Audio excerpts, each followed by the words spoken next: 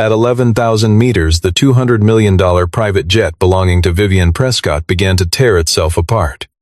A long panel of composite skin ripped away from the crown of the fuselage and slammed into the tail, and the cabin lost pressure in a single violent breath while the hydraulic pressure gauges dropped toward zero. Vivien was thrown out of her seat, and she crawled across an aisle littered with broken glass, searching for Ryan Walker, the man she had mocked in front of the cameras less than an hour before. When the captain shouted that they were losing control of the tail, Vivien grabbed the sleeve of Ryan's uniform. He looked at her without anger and said only that he had warned her, and that now she needed to do exactly what he told her. The story did not begin with an explanation of what had gone wrong. It began with a sound, a deep crack that rolled through the crown of the aircraft like distant thunder. The whole fuselage shuddered. A ceiling panel dropped onto the conference table and shattered the champagne glasses the board members had just lifted in celebration. Oxygen masks dropped from the ceiling on their own. The warm yellow cabin lighting switched to a pulsing emergency red, and an alarm rang without pause, blending with the screams of passengers and the shriek of wind tearing through the damaged section of the airframe. Vivien was thrown from her leather seat and struck the floor shoulder first. Her elegant dress was already covered in dust and broken glass from the ceiling. Less than an hour earlier, everyone around her had laughed along when she mocked Ryan's warning. Now none of the people with the highest titles on that airplane knew what to do. George Mercer opened his laptop, but the data kept flickering out because the power was unstable. He repeated again and again that the panel that had come loose was not part of the primary structure, as if saying it enough times could make the danger disappear. Ryan looked out through the window and saw the tail vibrating in a steady, unnatural rhythm. He understood that the piece of skin that had already torn free was not the real danger anymore. The danger was the force traveling through the horizontal stabilizer, and if that cycle continued, the tail could lose the ability to hold the aircraft steady. Captain William Hayes announced that one hydraulic line had lost pressure entirely, and that the plane could not hold its altitude, dropping in short, sickening bursts. Vivien crawled toward Ryan and asked him if he could save them. He did not answer right away. He looked at the terrified faces of the people who had laughed at him only minutes before, then turned toward the door that led to the technical compartment near the tail. Finally, he said that he needed full control over every technical decision from that point forward, and that no one was permitted to override his instructions. Vivien agreed without a single objection. Just before Ryan opened the hatch into the technical compartment, the story folded backward, to 50 minutes before takeoff. The morning had begun quietly at Prescott Global's private aviation center in Los Angeles. Ryan had just finished a night shift, but he had not gone home yet. He had been asked to help with the final inspection of the Disastrous jet before its acceptance flight. He was a large man, broad through the shoulders, and he had to duck slightly under the low doorway of the equipment room. His technician's uniform fit his frame well, though the fabric had faded at the elbows and collar from years of wear. Ryan was not a talker. When a young technician dropped a toolbox, Ryan knelt down and helped gather the scattered parts without a word of blame. When he noticed a bolt sitting in the wrong tray, he simply checked it again instead of assuming carelessness. A coworker asked why Ryan still worked the overnight shift when it was obvious his skills went far beyond it. Ryan only said that the current schedule worked for his family. He did not say anything more, and his past was not revealed yet. His phone buzzed with a short voice message from his daughter Leah. She was getting ready for a performance at school, and she was afraid she would forget her lines in front of everyone. Leah did not appear in person. Only her small, worried voice came through the speaker. Ryan wrote back a short reply. He told her that other people laughing did not mean she was wrong, and that she should stay calm and simply do what she had practiced. This was the only scene involving Leah for most of the story. He promised he would be home that evening, checked the clock, and returned to work. The Disastrous jet sat in the middle of the hangar like a monument to wealth, its fuselage a pearl-white shell trimmed in polished metal, a carpeted staircase leading up into the cabin. Ryan was not impressed by the luxury interior. What caught his attention was a very small cracking sound coming from the rear crown of the fuselage. The sound appeared right as the ground crew began pressurizing the cabin for a routine check. Ryan stopped walking. He waited. 10 seconds later, the sound came again. A technician nearby suggested it might just be the metal skin adjusting to temperature. Ryan placed his hand against the fuselage near the newly installed satellite antenna housing, and he felt a faint vibration passing through the surface. His expression turned serious. He asked the ground crew to hold the pressure steady and to bring him a ladder. He climbed onto the top of the aircraft and ran a flashlight along the seam of the aerodynamic composite housing built to conceal the new satellite antenna system. From the outside, everything looked flawless. There were no visible cracks, no missing fasteners, and no warnings from the diagnostic computer. But a thin layer of white powder along the seam told a different story. It meant the adhesive bond was already being ground down by movement between two surfaces that were supposed to be locked together. Ryan performed a simple tap test, running a small tool along the composite panel. Where the bond was solid, the sound came back short and firm. Near the rear section, the sound turned hollow, telling him a void was forming beneath the panel. George Mercer arrived, annoyed that Ryan had held up the ground crew. He said the ultrasonic inspection had been completed the night before and had found no defects. Ryan asked when exactly that scan had taken place. George admitted it had happened before the aircraft went through its final pressurization cycle. Ryan understood immediately what that meant. The final pressurization had put new stress on the bonded seam, meaning a fresh defect could have formed after the old data was collected, which made the earlier scan almost worthless now. Ryan pulled up the renovation file. Inside, he found that the adhesive listed on the invoice did not match the material approved by the manufacturer. The curing time on record was only 2 hours. There was no signature confirming the required low-temperature test, and one line noted that the panel had received a conditional approval simply to keep the schedule on track. Ryan asked George who had authorized the change in material. George said the contractor had assured everyone the new adhesive was just as strong. Ryan pushed back, explaining that strength at room temperature meant nothing at 50 degrees below zero. He kept his explanation simple. When the plane climbed to altitude, the composite panel and the metal frame underneath it would contract at different rates. If the adhesive did not have enough flexibility to absorb that difference, the seam would begin peeling from the leading edge, and high-speed airflow would force its way into the gap and tear the whole panel off the way wind rips a roof from a house. George asked how serious the consequences could be. Ryan pointed toward the tail. He said the panel could strike the horizontal stabilizer directly. If the piece was large enough, it could damage the flight control system or a hydraulic line. Ryan requested that the flight be grounded, that the panel be removed entirely, that the ultrasonic scan be repeated, and that the adhesive and curing time be fully verified. The process would take at least 45 minutes just to determine how dangerous the situation was, longer if repairs were needed. George glanced at his watch. This flight was carrying Vivien and the board of directors to New York for a merger deal worth $6 billion. He said they could not afford the delay. Ryan replied calmly that 45 minutes on the ground was far better than 5 minutes without control in the sky. At that exact moment, Vivien's motorcade rolled into the hangar, trailed by camera crews, publicity staff, and members of the board. George never told Vivien that Ryan had found a structural risk. He simply told her that a night shift employee was slowing down the schedule over what he called a cosmetic flaw.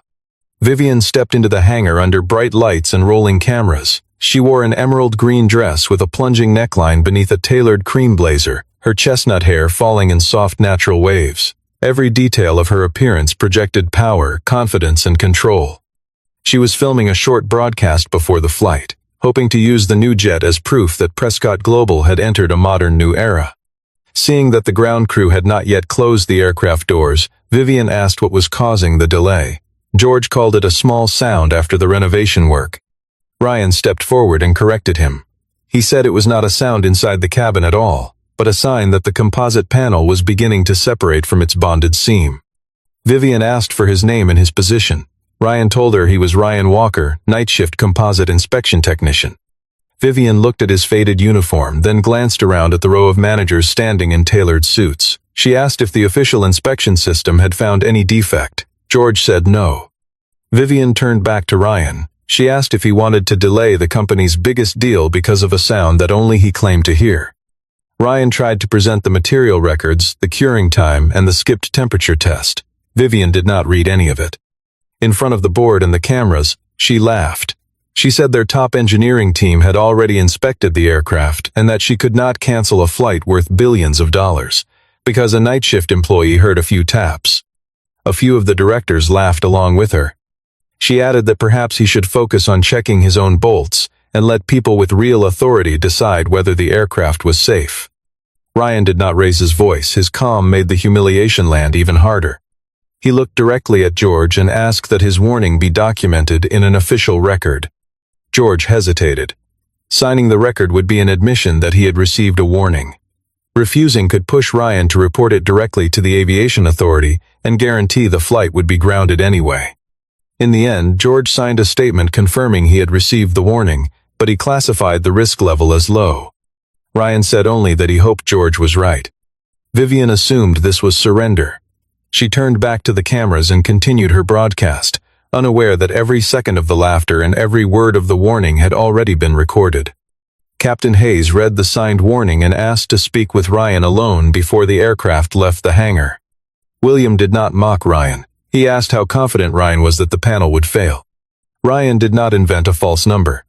He said he could not know for certain without removing the panel, but the signs were serious enough that the aircraft should stay on the ground.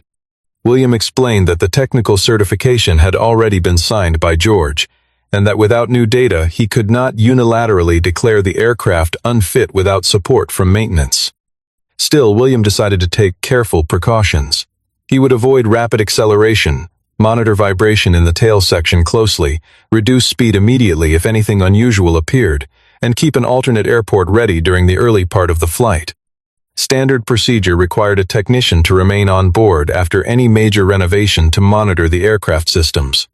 George planned to send a junior technician, but Ryan knew that young man would not understand the mechanics of delamination or recognize the earliest warning signs. Ryan agreed to fly.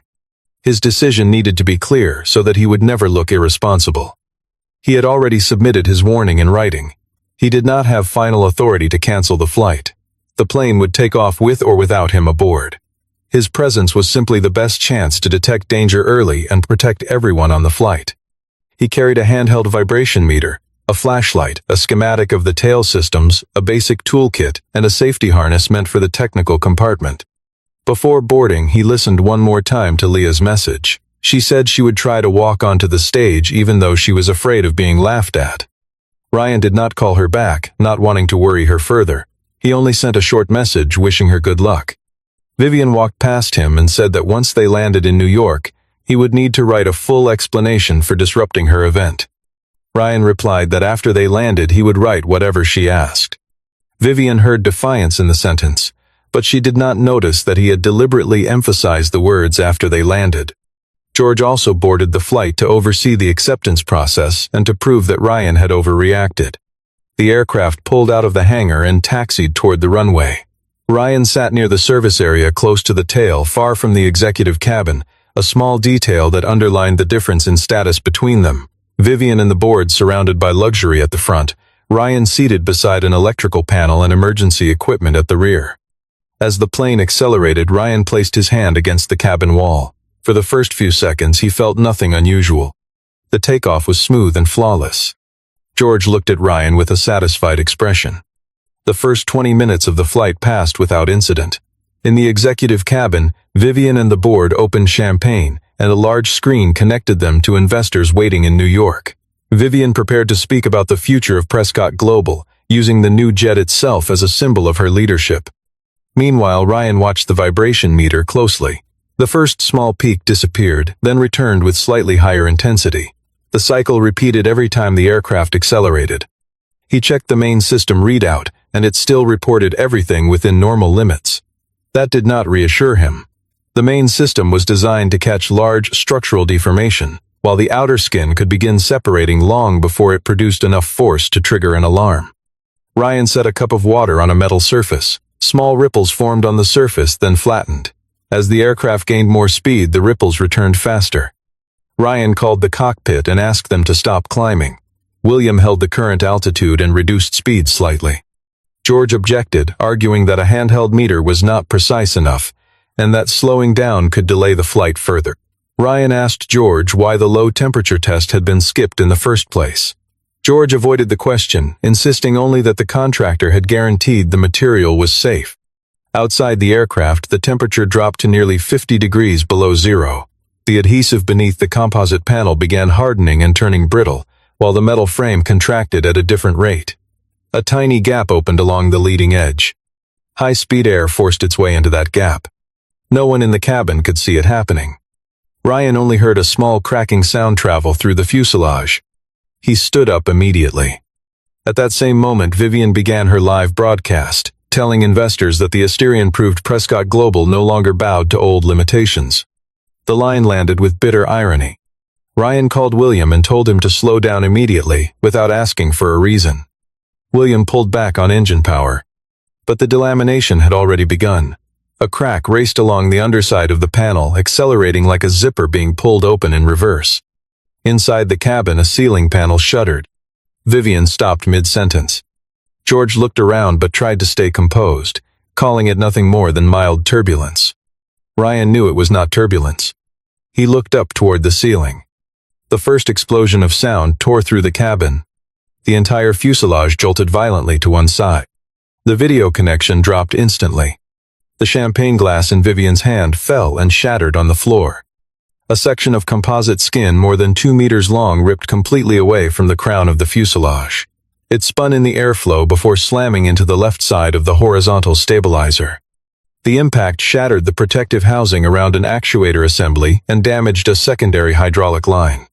In the cockpit, the hydraulic warning light turned red, the horizontal stabilizer responded sluggishly, and the aircraft began dropping in short, jarring bursts as the captain fought to hold altitude. In the cabin, decorative panels tore free from the ceiling, luggage spilled from the overhead bins, the lights flickered, the ventilation system screamed, and cabin pressure began falling as the damaged antenna housing let outside air rush in. Oxygen masks dropped down.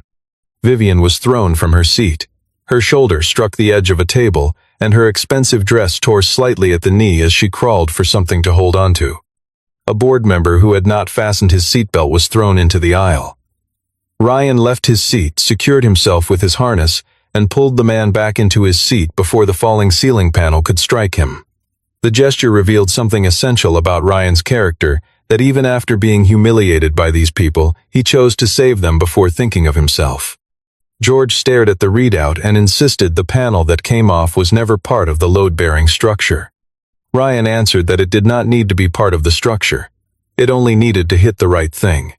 A second impact echoed from the tail. The horizontal stabilizer began to shudder, and each cycle of vibration changed the angle at which the aircraft was descending. William reported that they had lost one hydraulic system but still had 2 backups, though one actuator near the tail might already be jammed. George opened the technical diagram, but his hands shook too badly to make sense of it. Vivien was still trying to hold on to control.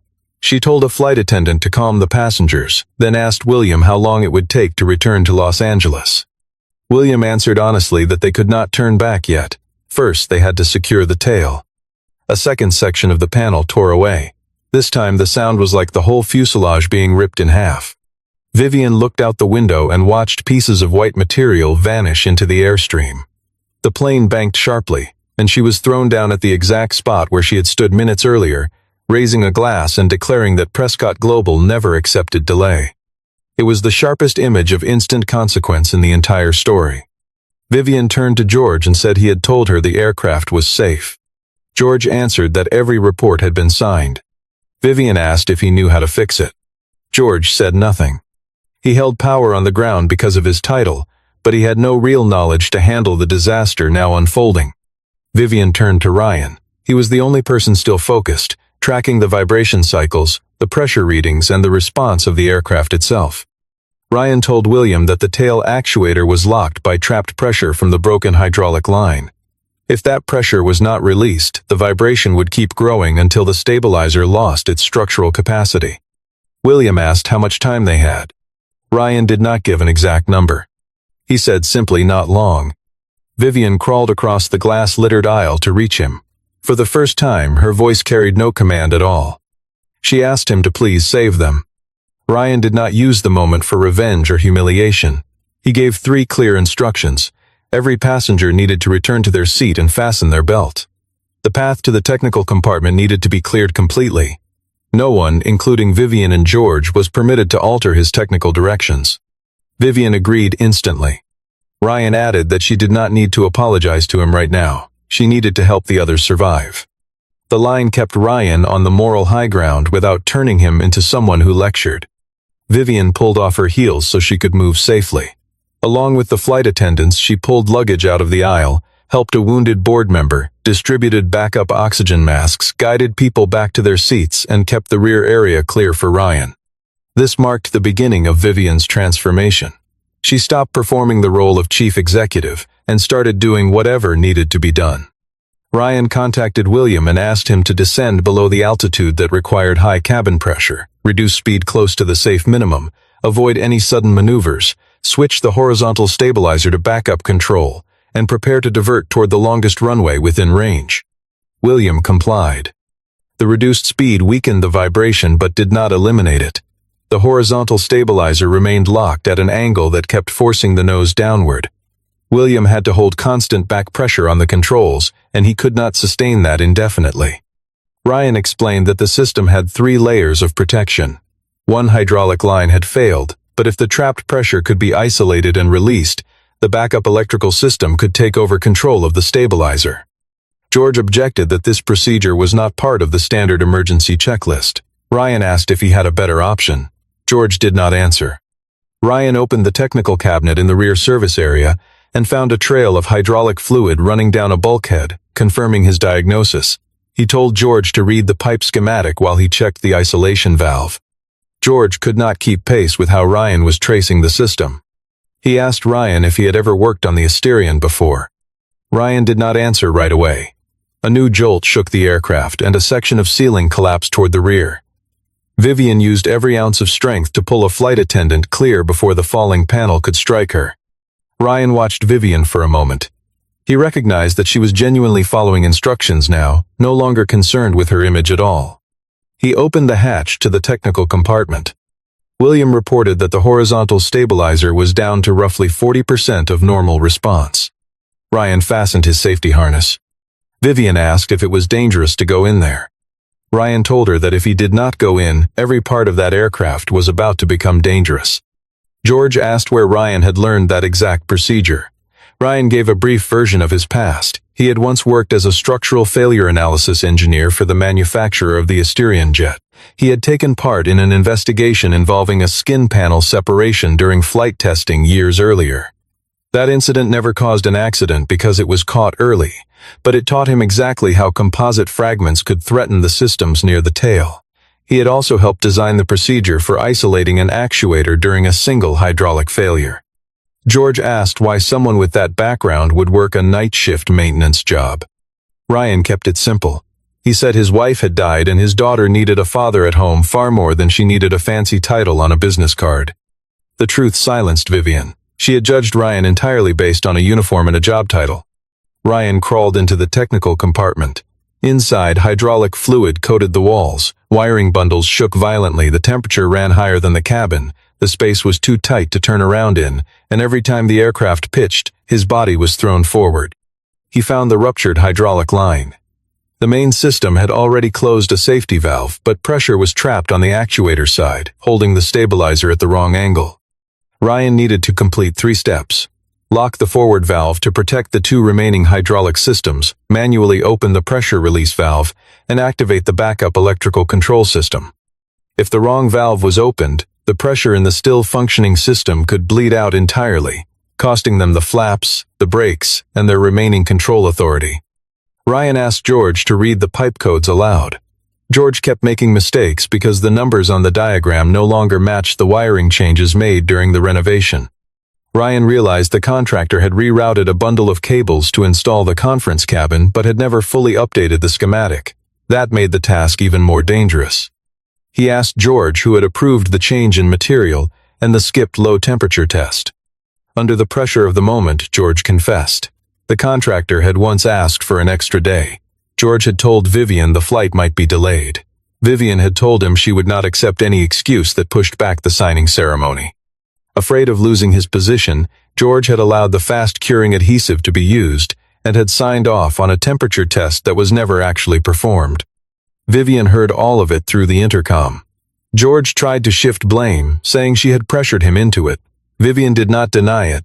She understood that she had never directly told George to falsify a record, but the culture she had built had convinced him that hiding danger was safer than telling her the truth.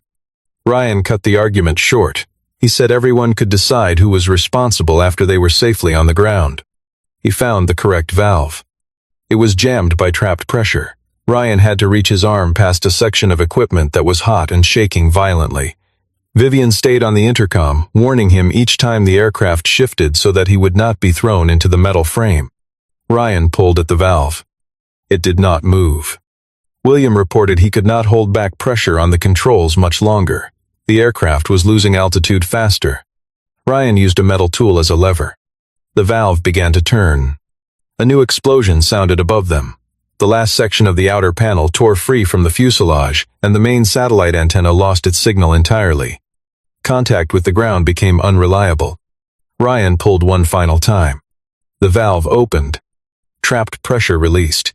The horizontal stabilizer settled back closer to its neutral position. William felt the control column lighten in his hands. He reported that he had regained most of his control. But a new problem remained. The aircraft could no longer use the full range of its flaps. One braking system had lost pressure entirely, and the tail could not withstand high speed for long. They could fly. But landing was about to become more dangerous than everything they had just survived. William turned the aircraft toward Edwards Air Force Base. Air traffic control cleared them immediately for an emergency landing, and fire trucks and rescue crews moved into position along the runway. Ryan left the technical compartment with a mild burn on his arm, his uniform soaked in hydraulic fluid. Vivien wanted to call a medic to care for him, but Ryan said there was no time yet. He needed to stay near the cockpit to monitor how the tail responded. Ryan and William built the landing plan together. They would not use the full flap range. They would keep their speed higher than normal to avoid losing lift. They would touch down as gently as possible. They would rely on aerodynamic braking before using the backup brake system. And they would not attempt a go-around if the approach was imperfect, because the tail could not survive another hard pull of power. This left no room for a second chance. In the cabin, Vivien sat among the passengers instead of returning to her private seat. She helped secure loose objects, checked seatbelts, and held the hand of an injured staff member. George sat quietly, aware that his career might already be finished. Still, Ryan asked him to keep monitoring hydraulic pressure, and George continued to help until everyone was safe. Vivien told Ryan over the intercom that she was sorry. Ryan answered that she should not use this moment to apologize to him. She needed to make sure everyone was ready. It was a better choice than a premature scene of forgiveness. The aircraft began its descent. Crosswinds at Edwards were stronger than expected, and William had to angle the nose slightly to compensate, though any large correction risked reigniting the vibration in the tail. Ryan watched the vibration meter and gave a steady stream of guidance. Reduce the angle, hold the speed, avoid quick corrections, wait for the shaking to settle before adjusting again. The runway appeared ahead. William lowered the landing gear. The indicator for the left gear lagged behind the other two, and for several seconds no one knew whether it had locked into place. Ryan suggested a light shift and wait to test it. The final light turned green. The aircraft crossed the start of the runway at high speed. The right wheel touched down first. The aircraft bounced. The left wheel slammed down hard, and a tire burst with a noise so loud that passengers thought the fuselage was tearing apart again. William held the nose straight. Ryan told them to hold off on the main brakes. They let air resistance slow the aircraft first, then engaged the backup brakes in careful pulses to avoid losing what little pressure remained. White smoke rose along both sides of the windows. The aircraft drifted off the center line. The left wingtip dipped, coming within a short distance of the pavement. William used uneven reverse thrust to pull the aircraft back on course. Finally, the Asterion jet came to a stop near the end of the runway. For several seconds, no one spoke. Then crying and sighs of relief broke out across the cabin. Ryan did not celebrate. He checked for fire or fuel leaks, then called for an orderly evacuation. Vivien stepped down and looked back at the aircraft worth $200 million. Its crown stripped of large sections, its tail badly damaged, hydraulic fluid streaked along the rear fuselage, the luxurious interior nearly destroyed. She watched Ryan step off last, still holding the vibration meter that had detected what every other system on that aircraft had missed. Vivien understood that the most valuable thing on that flight had never been the jet at all. The investigation began immediately. It confirmed that Ryan had correctly identified the earliest signs of delamination. that the adhesive used was never suited for extreme low-temperature conditions, that the curing time had been cut short, that the required test had never been performed, that George had signed an incomplete certification, and that pressure from executive leadership had helped create a culture where mistakes were hidden rather than reported. The video of Vivien laughing at Ryan spread across every news outlet, placed beside images of the torn Asterian sitting on the runway. The board urged Vivien to place the entire blame on George and the contractor. She refused. At a press conference held in the very hangar where Ryan had once been humiliated, Vivien admitted publicly that George had signed a flawed record, but that she had built an environment where employees feared disappointing her more than they feared causing an accident. She said that she had judged a warning by the title of the person delivering it, and that the arrogance nearly cost many people the chance to return home. Vivien did not turn George into a scapegoat. He was suspended pending the investigation and held responsible for his own signature, but she accepted the responsibility of leadership as well. Vivien announced a series of changes. An independent safety division would be formed, separate from executive leadership. Any employee would have the authority to halt a flight when they identified a credible risk. No one would be punished for raising a warning in good faith. Any decision to dismiss a warning would require an independent written review. She asked Ryan to become the first director of that new division. Ryan did not accept immediately for the money or the title. He set his own conditions. The division needed to be genuinely independent. No chief executive would be allowed to pressure the safety division into changing its conclusions. His schedule needed to allow him to continue meeting his responsibilities to his daughter. Vivien agreed. That evening Ryan returned home. Leah appeared only in one short scene. She had already finished her performance at school, and now she performed a small piece of it again in the living room, just for her father. When she finished, Leah asked if people had laughed when he told them he was right. Ryan said yes. She asked if he had stayed silent. Ryan smiled and said no. He looked at his phone, which showed a notification about the new safety policy at Prescott Global. And this time, he said, they had learned how to listen. The $200 million jet could be repaired or replaced. But a company that teaches the people who see danger to stay afraid of speaking up will not just lose an aircraft. Sooner or later, it will lose everything.